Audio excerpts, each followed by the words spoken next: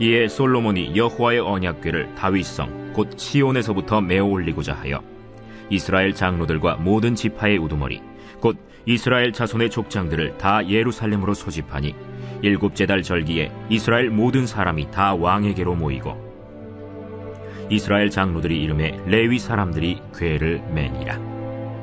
궤와 회막과 장막 안에 모든 거룩한 기구를 메고 올라가되 레위인 제사장들이 그것들을 메고 올라가매 솔로몬 왕과 그 앞에 모인 모든 이스라엘 회중이 궤 앞에서 양과 소로 제사를 드렸으니 그 수가 많아 기록할 수도 없고 셀 수도 없었더라. 제사장들이 여호와의 언약궤를 그 처소로 메어드렸으니 곧 본전 지성소 그룹들의 날개 아래라. 그룹들이 궤 처소 위에서 날개를 펴서 궤와 그 채를 덮었는데 그 채가 길어서 궤에서 나오므로 그 끝이 본전 앞에서 보이나 밖에서는 보이지 아니하며 그 궤가 오늘까지 그곳에 있으며 궤 안에는 두 돌판 외에 아무것도 없으니 이것은 이스라엘 자손이 애굽에서 나온 후 여호와께서 그들과 언약을 세우실 때에 모세가 호렙에서 그 안에 넣은 것이더라. 이때에는 제사장들이 그 반열대로 하지 아니하고 스스로 정결하게 하고 성소에 있다가 나오매 노래하는 레위 사람 아삽과 헤만과 여두둔과 그의 아들들과 형제들이 다 세마포를 입고 제단 동쪽에 서서 재금과 비파와 수금을 잡고 또 나팔 부는 제사장 120명이 함께 서 있다가 나팔 부는 자와 노래하는 자들이 일제히 소리를 내어 여호와를 찬송하며 감사하는데 나팔 불고 재금 치고 모든 악기를 울리며 소리를 높여 여호와를 찬송하여 이르되 선하시도다. 그의 자비하심이 영원히 있도다 하매 그때 여호와의 전에 구름이 가득한지라. 제사장들이 그 구름으로 말미암아 능히 서서 섬기지 못하였으니 이는 여호와의 영광이 하나님의 전에 가득함이었더라. 오늘 본문 말씀 역대하 5장 2절부터 14절 언약궤의 안치라는 제목입니다. 제가 대전에 이사 온 지 이제 한 5개월 정도 됐습니다. 작년 말에 대전으로 이사를 올 때 전세 계약을 하고 아이들을 다 데리고 올 수 없어서 혼자 집에 왔다 갔다 한 적이 있었습니다. 그때가 아직 완전히 이사하기 전이었는데 새로운 처소가 생겼는데도 불구하고 집안에 아무것도 없으니까 그 무엇도 할 수 있는 것이 없었습니다. 씻을 수도 없고 잠을 잘 수도 없고 공부를 할 수도 없더라고요. 그냥 제가 한 것은 열심히 보일러 틀고 환기시킨 것밖에 없습니다. 그 새 집에 가면은 베이크아웃이라고 해서 그렇게 많이 해야 된다 이렇게 얘기해서 그것을 했죠. 이사가 잘 마무리되었다 말하기 위해서는 두 가지가 충족돼야 되는데 먼저는 이삿짐이 다 들어와야 되고 두 번째는 집에 살 주인이 들어와야 되죠. 오늘 성전 건축도 마찬가지입니다. 어제까지 성전의 건물이 다 완성되었어도 다 이룬 것이 아니라는 것이죠. 가장 중요한 두 가지가 빠졌습니다. 한 가지는 이 성전 안에 중요한 짐인 법궤, 언약궤가 들어와야 된다는 것이고 다른 한 가지는 성전의 주인 하나님이 들어오셔야 된다는 것입니다. 오늘 본문에는 이 두 가지가 다 성립되고 있습니다. 2절부터 보니 솔로몬은 여호와의 언약궤를 다윗성에서부터 솔로몬 성전으로 옮기려 하고 있다 말씀합니다. 패션의 완성이 넥타이라고 하면 성전의 완성은 언약궤이죠. 이스라엘 장로들과 모든 지파장들과 이스라엘 자손 족장들 모두 다 소집하고 있습니다. 그런데 이런 일은 솔로몬이 처음 한 것이 아닙니다. 아버지 다윗도 비슷하게 언약궤를 옮긴 적이 있죠. 오벳 에돔의 집에 있는 여호와의 언약궤를 다윗성으로 옮겨 안치시킨 일을 이미 다윗이 한 적이 있습니다. 그때 다윗은 너무 기뻐하면서 춤을 췄다고 성경에 기록되어 있죠. 이런 하나님을 섬긴 아버지를 따라 성전을 짓자마자 똑같이 그 일을 준행하고 있습니다. 정말 비교해보면 솔로몬의 인생과 이런 다윗의 인생 비슷한 점이 참 많죠. 부모가 자식에게 보여줄 수 있는 최고의 신앙 교육은 하나님을 삶으로 사랑하는 것이고 기쁨으로 날마다 말씀을 받는 것을 보여주는 것입니다. 아무리 잘 하고 싶어도 속일 수 없는 것이 바로 가족들이고 자녀들이죠. 솔로몬도 그렇게 법궤를 잘 안치시킨 것 같아 보여도 말년에 결국은 돈이었기 때문에 르호보암이 솔로몬의 아들이 보인 것은 돈을 사랑하는 모습이었습니다. 나중에 백성들을 사랑하지 않고 과도한 세금을 거두면서 이 이스라엘 나라가 두 나라로 분열되는 것을 우리는 볼 수 있습니다. 그래서 내 신앙이 자녀를 통해서 결국 열매 맺게 되고 내가 무슨 가치관으로 살았는지가 결국 거울과 같이 보여지게 되더라는 것이죠. 다윗처럼 말씀 받기를 춤추며 기뻐하는 자가 있는가 하면 미갈처럼 멸시하는 자가 있습니다.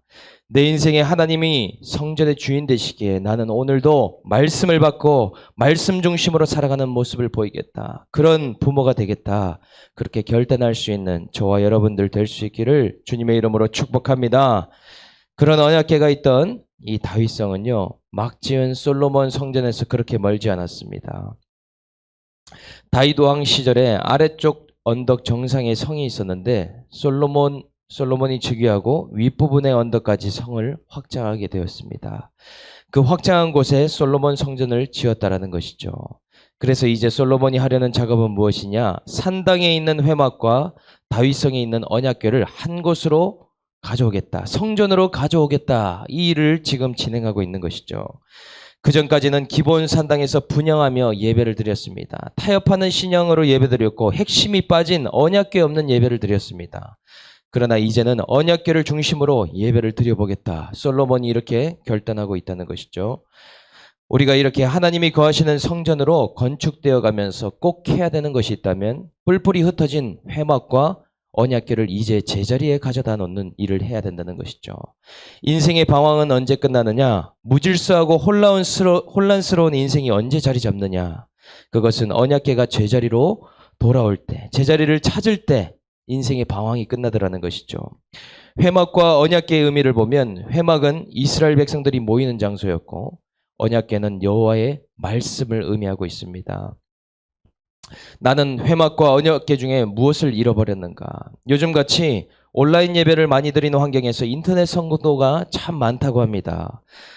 벌써부터 카톡 교회들이 생겨나고 있고 유튜브 교회들이 참 많이 있습니다. 이런 가운데 회막인 믿는 자들의 모임을 터부시하는 사람들이 있습니다. 꼭 교회를 가야지 성도인가? 꼭 교회를 가서 말씀을 들어야 예배인가? 모이기를 패하고 교제가 없고 회중이 없고 공동체가 없는 교인들, 성도들이 참 많다는 것이죠. 회막을 잃어버린 자들입니다. 또 반대로 언약궤를 잃어버린 자들이 있습니다. 예수 믿고 성전이 되었음에도 불구하고 안고 없는 찐빵처럼 말씀을 가까이 하지 않습니다. 말씀이 삶의 중심이 되지 않습니다. 성경 말씀을 읽는 것보다는 세상이 어떻게 돌아가는지를 더 많이 읽고 주목하고 큐티를 하기보다는 사람들과의 즐거움과 친목을 즐기기를 힘쓰고 있습니다. 우리에게 그래서 필요한 두 가지 축이 무엇이냐? 말씀과 공동체라는 것이죠. 믿는 자들의 모임과 그 중심에 반드시 말씀이 있을 때 우리의 성전이 회복되게 된다 하는 것입니다. 오늘 우리들은 이 두 가지를 되찾게 될 줄 믿습니다. 그래서 최고의 공동체는 언약궤의 공동체, 말씀 공동체라는 것이죠. 5절 말씀부터 보면 이런 궤와 회막과 장막의 모든 기구를 메고는 올라가는데 지금 솔로몬 성전으로 올라가고 있다라고 기록합니다. 이것은요 거의 겨우 궤를 옮겨놓는 장소를 옮기는 정도의 문제가 아니라 하나님을 모시는 일입니다. 하나님을 등에 업고 솔로몬 성전으로 들어가는 일입니다. 이스라엘 역사 속에서도 그랬습니다. 이스라엘 백성이 어디로 가든지 항상 법궤를 메고 함께 했다라고 기록하고 있죠. 말씀의 언약궤를 제사장들, 레위 사람들을 통해서 메워서 성전으로 들어가고 있습니다. 우리도요, 어떤 일을 결정할 때 하나님을 모시고 결정하는 일을 날마다 해야 됩니다. 직장을 그만두고 싶은데 이것을 어떻게 해야 될까? 개업을 하고 싶고 새로운 일을 스타트업하고 싶은데 나는 어떻게 해야 되는가? 자녀의 결혼 문제, 이사 문제, 수많은 문제 앞에서 크고 작은 결정 앞에서 우리는 언약궤를 매는 훈련을 받아야 된다. 그것이 바로 큐티이고 그것이 날마다 말씀을 듣는 일이며 하나님과 동행하는 일이라 하는 것입니다. 전쟁의 자리든 광야의 자리든 수많은 상황과 환경 속에서 하나님께 묻고 하나님을 메고 갈 수 있는 오늘 하루가 될 수 있기를 주님의 이름으로 축복합니다. 6절에 보니 그리고 솔로몬 왕과 그 앞에 모인 이스라엘 회중이 법궤 앞에서 양과 소로 제사를 드리는데 그 숫자가 헤아릴 수 없을 정도로 많이 드렸다라고 기록합니다. 말씀이 회복된 사람에게는 하나님께 대한 감사가 있습니다. 하나님께 감사할 것 있는 사람의 특징은 아깝지 않다는 것이죠. 왜냐하면 받은 은혜가 더 크고 받은 그 사랑이 더 크기 때문입니다. 감사의 예물을 드리는데 인색할 이유가 없습니다. 내 인생이 내 왕국만 짓다가 심판받을 인생이었는데 성전 건축을 하는 것도 기적인데 인생의 말씀으로 중심 잡게 되니 그 기쁨은 헤아릴 수 없더라 하는 것입니다. 그 은혜를 셀 수가 없더라는 것입니다. 그것이 오늘 예물로 나타났다 하는 것이죠. 오늘 이러한 말씀에 우리에게 회복이 있어야 된다는 것입니다. 그래서 이 언약궤의 목적지는 어디가 되고 있느냐? 7절부터 나오죠. 두 번째 단락인 제사장들이 언약궤 안에 있는 두 돌판을 옮기는 것을 보여지고 있는데 본전 지성소 그룹들의 날개 아래까지 가져다 놓았다 이야기합니다. 그곳이 어디냐면 바로 지성소라는 곳이죠. 가장 거룩하고 가장 깊은 곳, 그곳에 이 언약궤를 안치시켰다 하는 것입니다. 지성소 안은요, 레위인들도 마음대로 들어가지 못했습니다. 제사장만 1년에 딱 한 번 들어갈 수 있는 곳, 그곳이 지성소라는 것이죠. 이렇게 지성소에 언약궤를 넣듯이 우리는 말씀을 받을 때 가장 마음 깊숙한 곳에 말씀을 받아야 됩니다. 그것도 나의 죄를 회개하고 그 말씀을 가장 거룩하게 우리는 받아야 된다는 것이죠. 이미 우리는 말씀을 많이 들었기 때문에 이것을 다 알고 있습니다. 그런데 현실은 그게 잘 안 되더라는 것이죠. 말씀을 봐도 넘기고 들어도 흘리고 내 심령 깊숙이 두지 않으려고 합니다. 왜냐? 사람은 자기의 가장 깊숙한 지성소에 가장 소중한 것만 두기 때문입니다. 내가 가장 귀하게 여기는 것을 그 마음에 두기 때문입니다. 내 마음에 돈이 있는데 말씀이 들어오면 그것을 포기해야 됩니다. 그러니 그 말씀을 지성소에 넣을 수 있겠습니까? 내 마음에 여전히 친교와 사람들이 있는데 말씀이 들어오면 그것을 포기할 자신이 없더라는 것이죠. 사람은 그 마음밭에 보화가 각각 있는데 그 말씀을 우리 안에 지성소에 넣을 때, 말씀을 받아들일 때 다른 것을 빼앗기게 되기 때문에 그 지성소 안에 불러들일 수 없다 하는 것입니다. 그러니 우리가 말씀을 적당히 받고 적당히 타협하면서 지금 누리고 있는 것들을 누려야 된다 하는 것이죠. 오늘 우리가 이 말씀을 받으면서도 우리의 마음 깊은 곳에 그 지성소 안으로 말씀을 넣을 수 있기를 주님의 이름으로 축복합니다. 11절부터 제사장과 레위인 찬양들이 여호와를 찬양하기 시작합니다. 그들은 재금과 비퍼와 수금을 잡고 또 나팔 부는 120명과 함께 찬양하기에 아주 웅장하게 하나님께 드리고 있습니다. 하나님께서는 이 성전 건축을 기뻐하시고 또 언약궤 가운데 함께 하고 계심을 볼 수 있습니다. 무엇으로 알 수 있느냐? 성전에 가득한 구름과 전에 임한 하나님의 영광으로 인해서 제사장들이 서서 능히 섬길 수 없을 지경이 되었다라고 말씀하고 있다는 것이죠. 말씀의 언약궤가 있고 성전에서 드리는 찬양이 있을 때 하나님께서는 그 예배를 받아주십니다. 그것의 결과는 하나님께서 예배 중에 임재하시고 또 그의 영광을 나타내더라는 것이죠. 오늘 우리는 예수님의 십자가로 인해서 새 언약을 받게 되었습니다. 우리의 바로 몸이 성전이 되었고 성령을 통해서 날마다 하나님의 영광 안으로 들어갈 수 있게 되더라는 것이죠. 오늘도 이 새벽 예배에 우리가 나온 이유는 오늘 우리의 몸이 성전일 뿐만 아니라 하나님의 성령을 통해서 우리가 그 구름 가운데에 그 임재 가운데로 들어갈 수 있기 때문입니다. 오늘 내 몸이 하나님의 성전이며 말씀의 언약궤와 찬양의 예배가 있을 때 하나님 앞에 나아갈 때 놀라운 하나님의 임재를 경험하게 될 줄 믿습니다. 오늘 이 새벽에도 하나님의 영광을 경험함으로 능히 설 수 없는 그런 은혜를 누릴 수 있기를 주님의 이름으로 축복합니다. 적용 질문 드리겠습니다. 나는 자녀에게 말씀의 언약궤를 받는 모습을 삶으로 보여줍니까?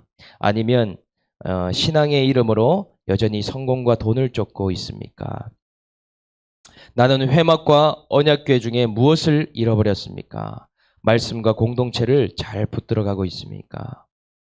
내가 중요한 선택을 할 때 말씀을 메고 결정합니까? 아니면 내 욕심과 내 마음대로 결정합니까? 내 마음 깊숙한 지성소에 말씀을 가져다 놓을 수 없게 하는 내 마음속 깊은 욕심은 무엇입니까? 말씀을 생각하며 함께 기도하고 마치겠습니다. 기도하겠습니다. 하나님 아버지, 아내와 자녀에게 말씀의 삶을 보여주지 못하고 날마다 사역에 바쁜 삶을 주는 죄인입니다. 오늘도 말씀의 궤를 제 성전에 안치할 수 있도록 인도해 주시고 어디를 가든지 법궤를 메고 선택하고 결정할 수 있는 은혜를 허락하여 주시옵소서. 때로는 회막을 잃어버리고 사람들과의 모임을 나아가는 것이 너무나 귀찮고 힘들 때가 있고, 또한 법궤를 잃어버려서 큐티와 말씀보다는 내 삶의 욕심을 쫓아 살아가는 때가 너무나 많음을 이 시간 고백합니다. 오늘도 이 말씀을 듣게 하심은 우리의 성전에 법궤를 안치하고 또한 성전의 주인이 주님이시기에 우리의 삶에 들어오기 위함이라고 말씀하십니다. 말씀과 공동체 가운데 역사하시는 하나님을 만나고 또한 하나님의 영광 가운데에 오늘 우리가 거할 수 있도록 은혜를 베풀어 주시옵소서. 오늘도 하나님 이곳 가운데에 성령의 역사로 하나님의 영광이 충만하게 임하여 주시고 하나님의 임재 가운데 능히 서 있을 수 없었던 그 제사장들과 같이 하나님 우리가 오늘 이 기도로 시작하며 말씀으로 시작하는 가운데에 은혜가 충만하게 임할 수 있도록 인도하여 주시옵소서. 감사를 드리며 우리를 구원하신 예수님의 이름으로 기도드립니다. 아멘.